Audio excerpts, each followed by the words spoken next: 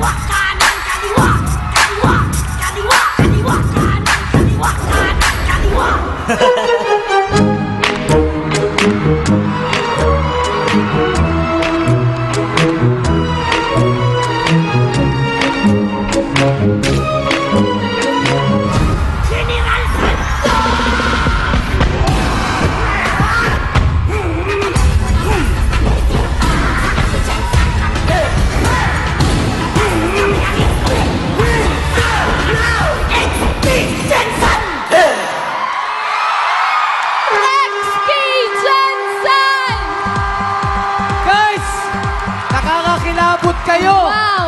Tumatayo ang balahibo namin sa inyo. Punong-puno ng passion yung kanilang performance, Bong. Paghihiganti! Grabe! Full of revenge! Ngayon! From Wild Card, finalist na Ngayon, sila dito grabe. sa Showtime. Grabe! Ngayon, Kuya Kim, nagustuhan ba lang